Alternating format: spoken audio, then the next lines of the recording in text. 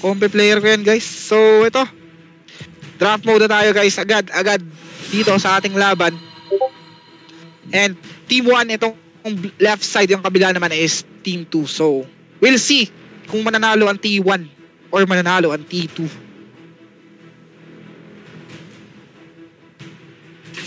Okay. Naban na agad yung Lulu. Actually, tama lang yan. Mamaya may magaling maglulu dyan guys. Opo, delikado yan.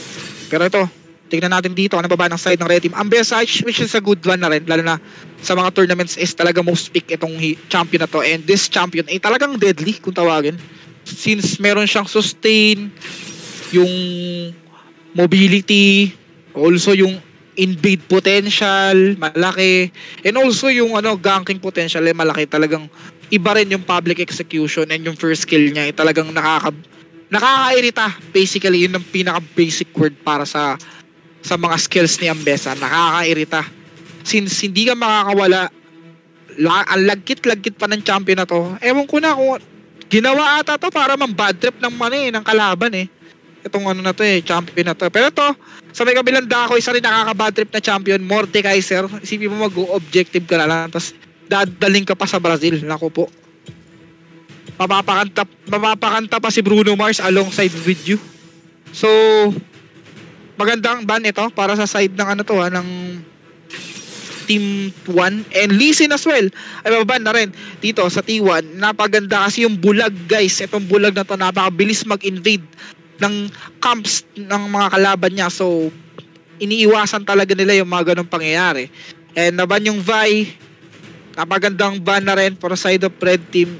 To yung initiator na Vi and also in deadly frontline na Vi, nakakatakot din talaga.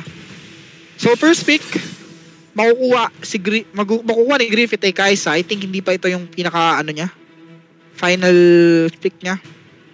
And Camille din pala inaban na, isa sa magandang initiator. Actually yung pinaka main focus dito na side ng red team is magban ng mga jungle champions dito against Team 1. And I think Team 1 alam na nila kung ano yung patatakbo nila. So naglabas muna sila ng ADC.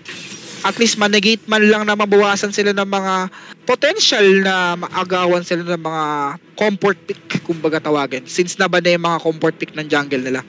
And Zeri and Yuumi will be picked by the side of red team. And napakaganda nito for the side of red team.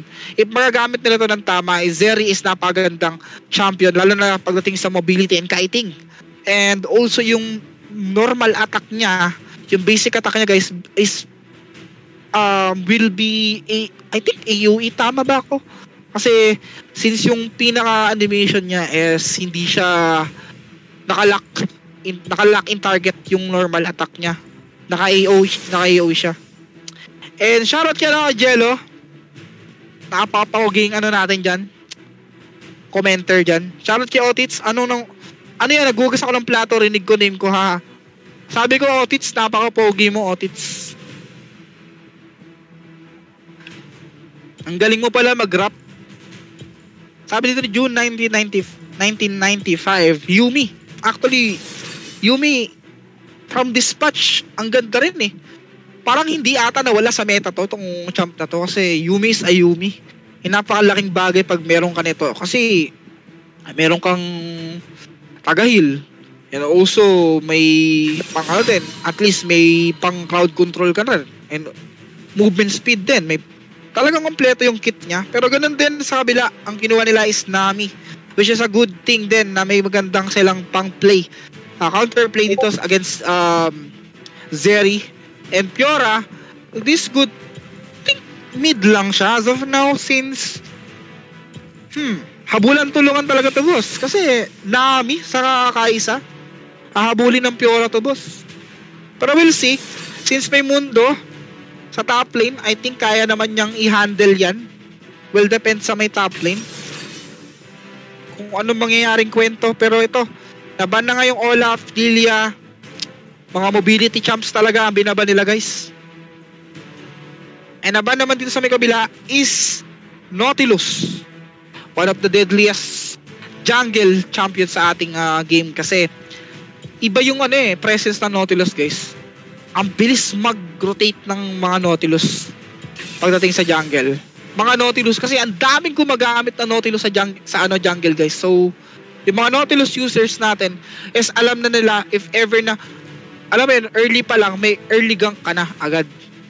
Potentially depends on you kung paano mo gagamitin yan. Potentially may early gank ka na agad pag Nautilus ang yung champion. So good ban. And I do think na right ban itong Katarina since meron naman silang Nami. Pero Jarvan will be picked by the side of red team. One of the most pick ko rin yan sa jungle since last season. So iba rin kasi yung presence nito guys eh. Lalo na yung Cataclysm. It's just yung kwento dito na side ng red team is more engaged talaga. If you can see, may Jarvan na pwedeng pumasok agad at papasok na lang din dito yung Zeri. It will depends kung paano magkakait yung Fiora sa may bandang likod. Pero ang ganda kasi nito guys, if ever na makahuli ng champion itong Jarvan, meron silang potentially na makapag-free hit yung nasa backline or yung mga magkakait dito sa may side ng red team.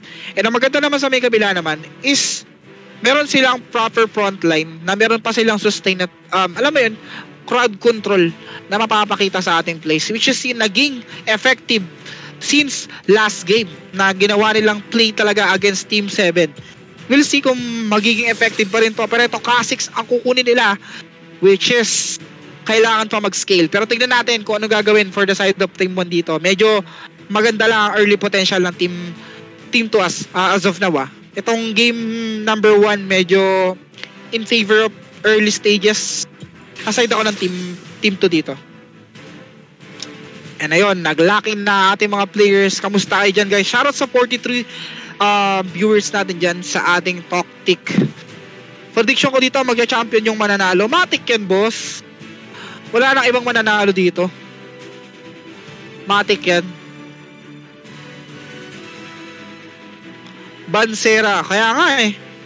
Grabe yung Seraphine kanina, no? Di pa sila natuto boss.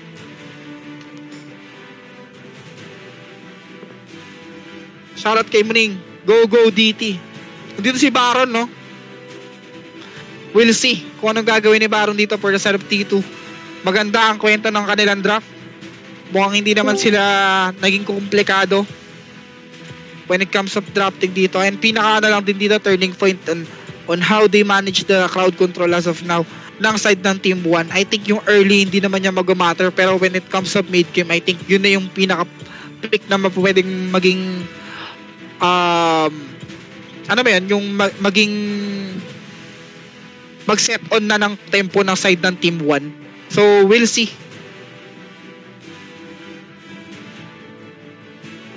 Andito nga si Gumayusi, oh. Naku po.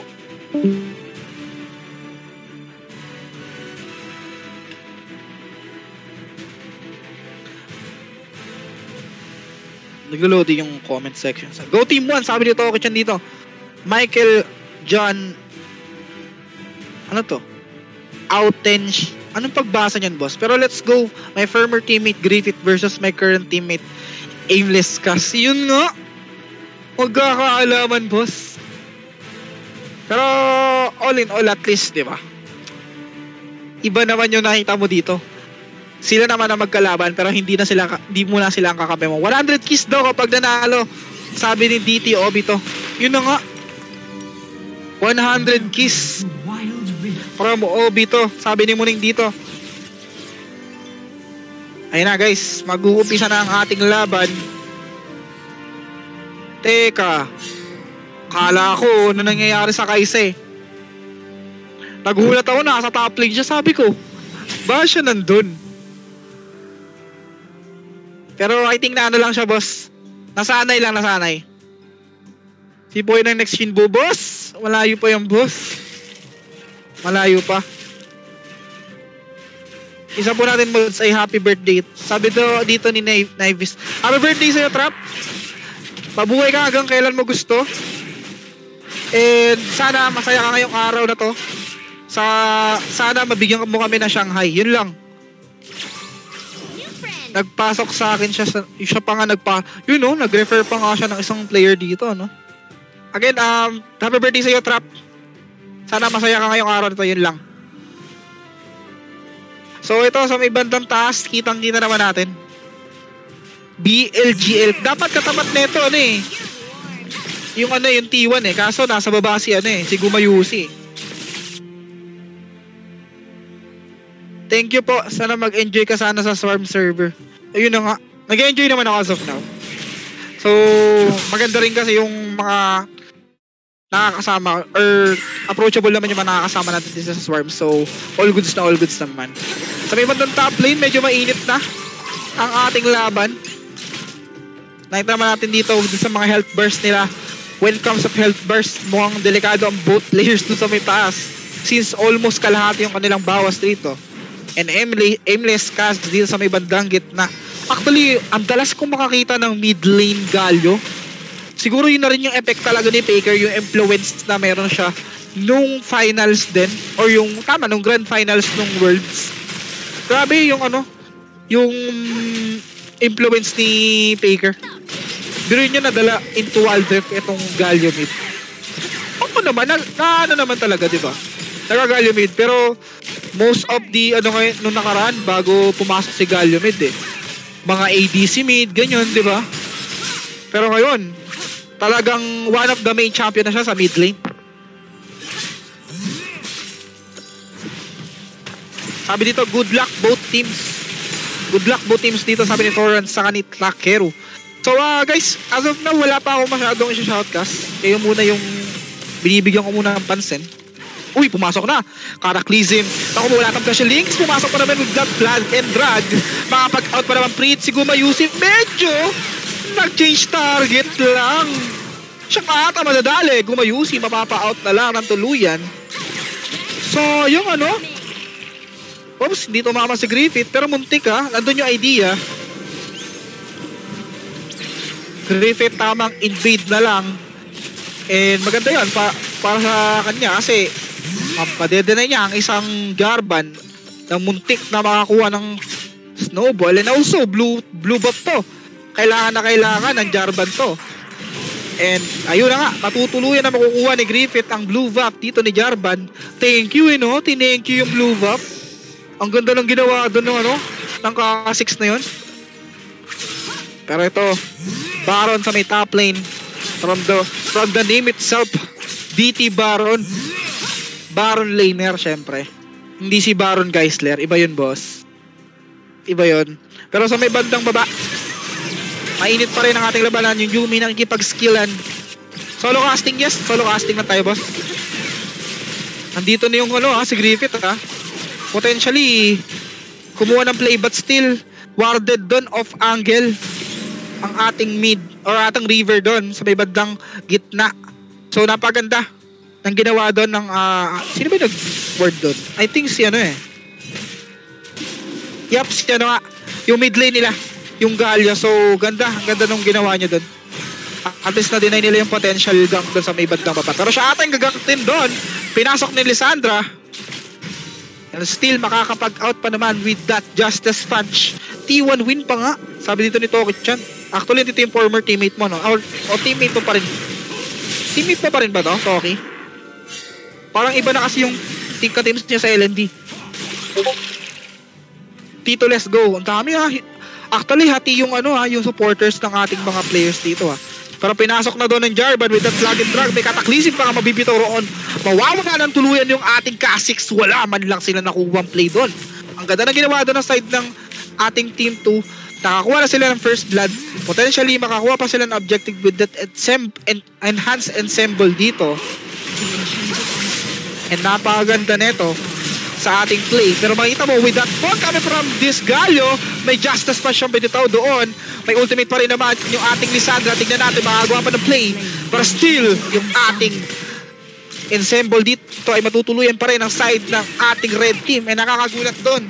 Kasi kumontes pa rin sila despite na malayo na yung pagkakakuha dito or nakakuha na ng malaking damage dito. Yung side ng red team doon sa Enchanted Ensemble. So tingnan natin kung good trade ba yun. Mukhang makakabot pa pero hindi na. Flag and drag, makakapagkatakli si Preet pa rin naman doon. Si Gumayusi sa may bandang likod.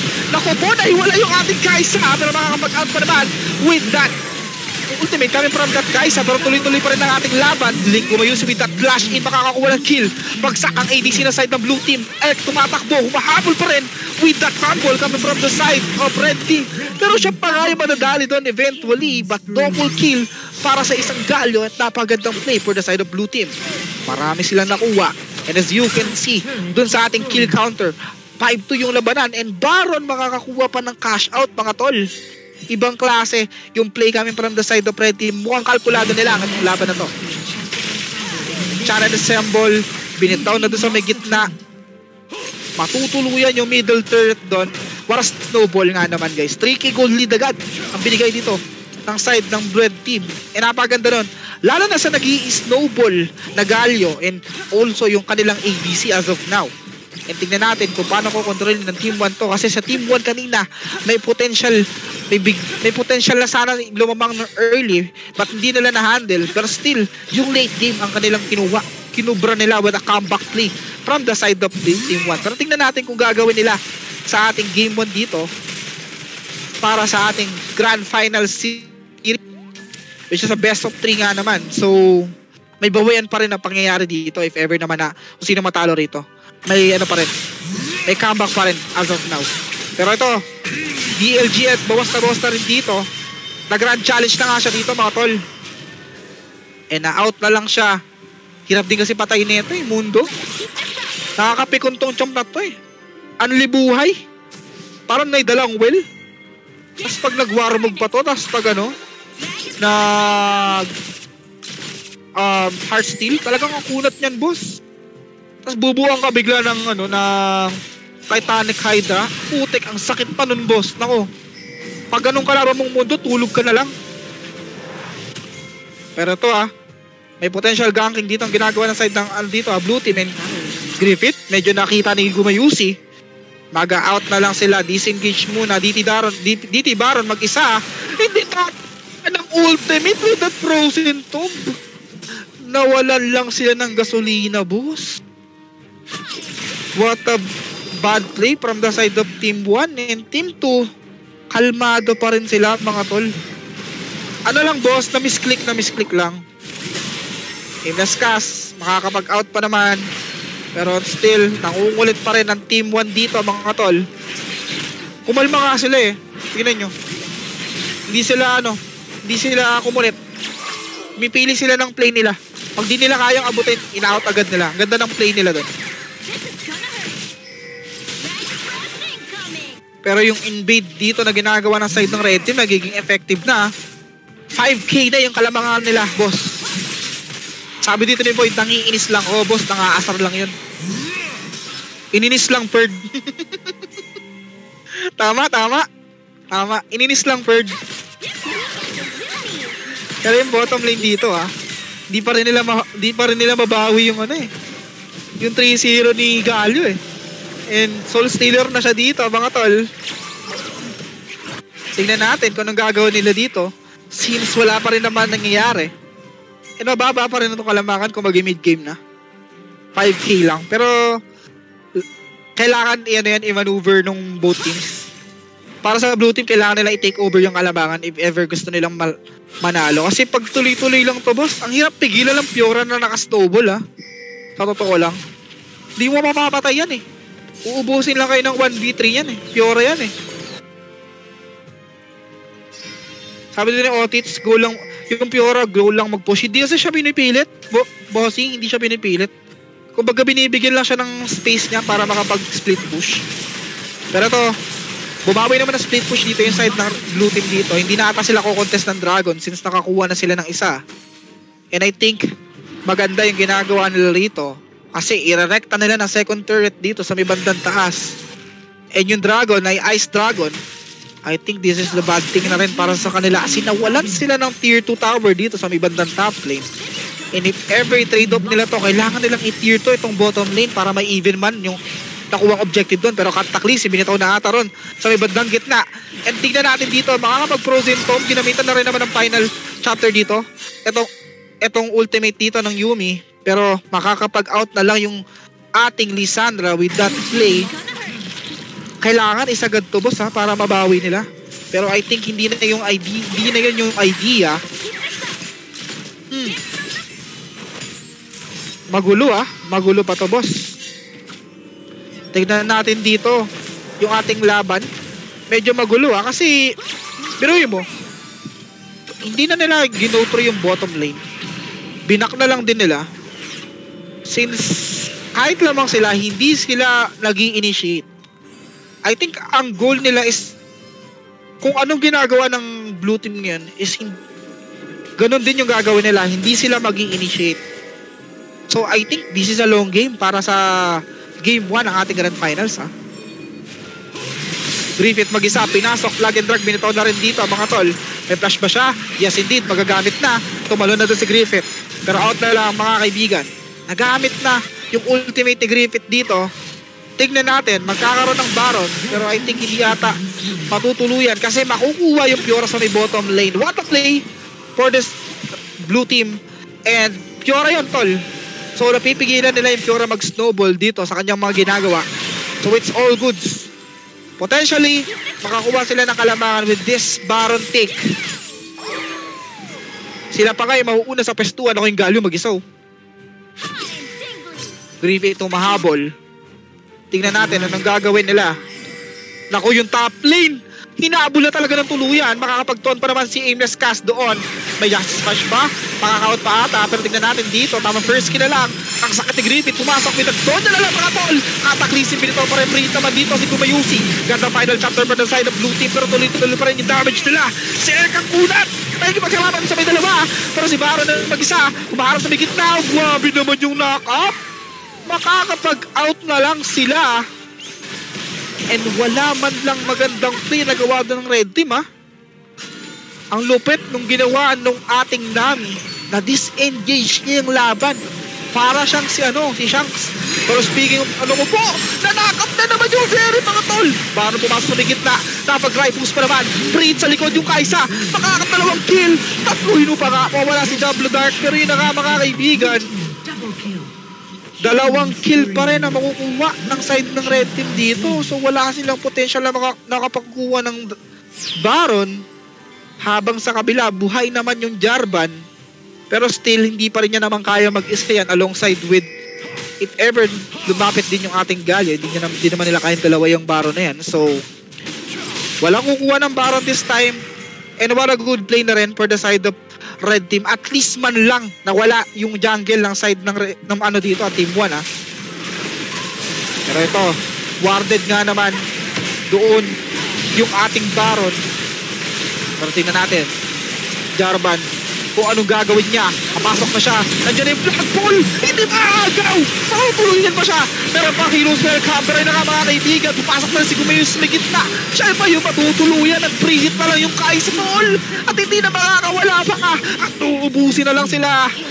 What a play from the side of T1. Ginawa na naman nila. Yung ginawa nila ng game 1. Kinambak lang mga tol. Ibang klase. Nakakagulat na play coming from the side of blue team. Ganon-ganon na lang. And meron pa namang shield. Pero ang dami nilang makukuha dito. Potentially, inhibitor turret pa sa may top lane. And may barrier pa sila tapos ata. Pero nandun na nga buhay na members sa side ng red team dito. Cataclysm, papasok. Frozen Tomb, binataw na dito ng ating Lissandra. Makapag-out pa siya. Pero yung ating Kaisa, meron pang Ultra Instinct dito mga kaibigan. Killer Instinct pala rather. Pero yun na nga, wala silang nakuha. Ang dami nangyari. Hindi man lang sila nakakuha ng exchange mga tol. Ibang klase. Dragon, mabubuhay. Ayun na naman, pumalag na naman si Baron dito. Naku po, may stand pa nga with that Lissandra play. Dragon na naman. Ang makukuha ng side ng blue team dito. Wala namang soul. Pero yung mga objectives ay nagiging part na ng side ng blue team. So next dragon natin na ilalabas ay magiging Elder. Kung sino makakakuha nito, I think makuha pa rin ng blue team to. Hindi pa kayang tapusin Will depend. Siguro if ever maubos yung side ng Ayan, baliktad pala. Itong team 2 if ever makakuha sila ng Elder, di pa kayang tapusin. Unless maubos talaga nila itong side ng blue team. Na hindi naman ganun ka kasigurado since si Elk ay napakakunat na. May Heartsteel. Meron pang Titanic Hydra. Naku po, 300 na to boss.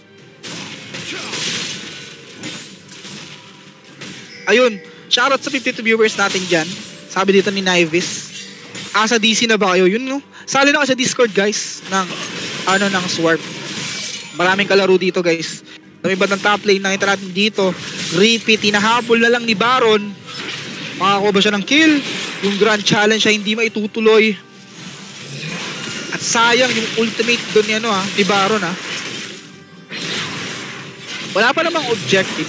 So, still all goods pa rin naman. Yun nangyari. Pero grabe yung init ng laban ng Game 1 kanina, dala pa rin ng Team 1 ngayon. And nag-turn up event na naman tayo dito, bigla na lang lumamang ang side ng Team Blue with that clashes na ginawa nila kanina. Tingin daw ng item boss.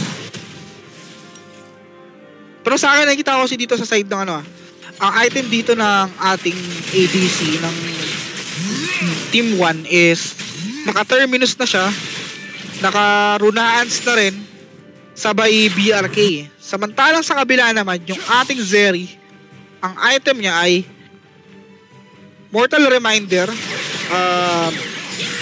Ano ba to? Yung red item na to, nakalimutan ko. Basta yung pang-attack speed saka critical, tas naka-runaans siya.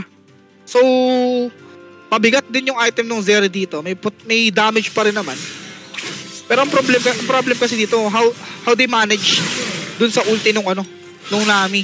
Kasi pag pumasok dito yung ating Jarvan, guys, naka-counterplay lang siya. Doon sila nahihirapan. Kahit yung Jarvan nila, merong Heartsteel, may Zekes, and also naka-Triforce. Wala pa rin boss pero ito, Baron 1v1 with the Great One. Elf na ipag 1v1 na rin dito. Grabe naman yun, nakuha pa rin yung Baron sa may bandang side dito ng blue team, pero pumalag pa rin dito ang side ng red team. Free hit naman si Gumayusi at uubusin nila doon sa may bandang Baron ang side ng blue team. Kukuha pa sila ng Elder, nag-aarap pa sila ng kill. Naku po si Ed, pag-isa pinasok ng dalawa. Kasama dito yung ating Yumi, tumalo na naman dito si Gumayusi. Naku, free hit na. Hindi man lang nilapitan, walang nangyari. Kahit na sila yung lamang doon, nandun pa rin yung damage ng ating ADC ng side ng red team. Hindi ko masyado na shoutcast guys kasi nakatingin din ako dun sa may bandang baba. Inayaan ko lang din yung camera kung saan napunta. Pero yun na nga yung mga kaibigan. Grabe. What a play from the side of red team dito. Sila naman yung gumawa ng miracle play dito. Pero buhay pa rin naman sila Griffith. Wala sila makukuhang inhibitor turret. Sabi ko nga sa inyo guys. Walang ending na magaganap dito pag nakuha ng side ng red team yung Elder. Kasi as you can see, yung wave ay umangat ng sobra dito sa ating side ng blue team. So wala silang gagawin kundi mag-def lang na mag-def. Not unless mag-spawn na ito mga inhibitor turrets nila. So at least mababawasan na yung problema when it comes to laning. Tingnan natin.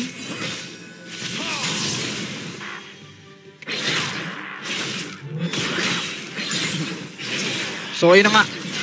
Wala pa rin nangyayari sa mapa. Tamang antayan lang mga tol. Sabi Trap good din po boss. Musta po kayo? Yun Grabe Gumayusi Ibang klase pong re-hit boss. Pero makakakita rin yung item niya. Pero nakaring kasi siyang IE. So lahat ng mga tamaan ng kanyang runaans, may critical na rin yan guys. Immortal Shield Bow pala yun. Yung isang item ni Gumayusi. So Immortal Reminder, Immortal Shield Bow ba tawag doon? Runaans tas IE. Pero ito, nagamit na yung ultimate doon ni Gumayusi. Tamang clear lang itong side ng blue team ng kanilang minion wave. Drink po water. Busog lang ako boss, kaya hindi ako makasalita ng tuloy-tuloy. Kakakain ko lang din kasi. Pero ito yung ating puma-outplay pa rin sila, pero yun Heroes welcome dito, or here in Central dito, mga gamit na dito ng ating side ng red team. Pero doon sa may bandang likod, nakikipag 1v1 dito sa dalawa. Kasi Yumi yung kasama niya. Pero ito pumapalo pa rin doon yung side ng blue team. Makakakuha na naman ng another kill. So si Baron, trabaho lang tol. pakakakuha ng push sa may bottom lane, wala pa rin silang makukuhang play doon kasi despite nakakuha sila ng push sa may baba, ay hindi pa rin magandang play kasi nakikita naman natin dapat tapos na yung laban if ever naubos nila yun. Kaso nag-overextend sila dun sa may bandang gitna and hirapan sila pumasok and yung Kai'Sa is talagang pre-hit na rin. So dun nagkaroon ng turning point itong side ng blue team na makalamang dun sa play na yun. And Baron din, wala siya sa play na yun, so pininit na lang ng blue team dun. And Elk Duas a great job na rin na i-zone dun yung ating Zeri. And dun na nagkaroon ng turn of events, dun na nagkalamangan dito yung ating laban. So ito, despite talaman pa rin ng gold dito ang side ng red team, kitang kita naman kung sino yung lamang pagdating sa laban. And this is a late game na lang mga tol. So hindi na nagmamatter kung sino yung lamang sa gold, pare-pare sa to ng item.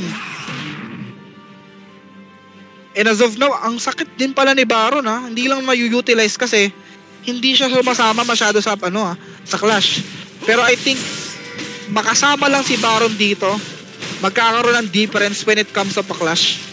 And what a good play sa blue team, na-manage nila ng tama yun ha. Pero tingnan natin, since meron inhibitor turret na nabasag sa may bandang baba, extra pressure para sa side ng blue team dito. And despite na wala namang mga turrets dito, yung kanilang mga lanes dito sa side ng red team, andun pa rin naman yung inhibitor. So hindi rin naman mega wave yun. Kaninong team kayo nagmakabang? Ako, nakaabang ako. Actually, hindi ko rin masabi kasi parehas pumapalo eh. And ang ganda lang ginagawa nila dito. Pinapag-silent na lang nila yung ating Galio. So, makakapag-respond naman yan at makakapag-respond yan since may heroes entrance naman. And pinakamagandang gawin dito ng side ng red team is talagang i-dep lang muna yung mga kayang i-dep. And Dragon or Elder Dragon is nag-spawn na. Tignan natin kung sinong unang kukuha. And nauuna na doon yung side ng red team dito sa may bandang baba. Habang nangungulit si Elk sa may bandang taas. Pero nagkaroon ng play. Namin bitaw na. Pero tingnan natin doon. Si Gumayusi na ipagkatawan doon sa may Elder Dragon. Pero what a final chapter coming from the side of Yuumi. Pero hindi pare. Latang pa rin pala sila doon sa alaman na yun. Kasi pre-hit na yung Kai'Sa. At inubos na lang sila doon sa Elder Take na yun. And aimless cast. Kaya pa ba mag-depth? Kasi hindi na ata 5 or 4 dito against sa isa. Justice Punch na gamit ang tama. Tingnan natin, naku po, pinuubos pa ata sila ni Galio rito, pero pre-hit yung Kai'Sa at matutuluyan na yung laban ay T1 ay makukuha yung first game dito sa ating Grand Final Series. And ganun-ganun lang, baliktaran ang ating laban. Tingnan natin kung ano mangyayari sa ating susunod na game dito sa ating Grand Final Series. Inuubos na lang no?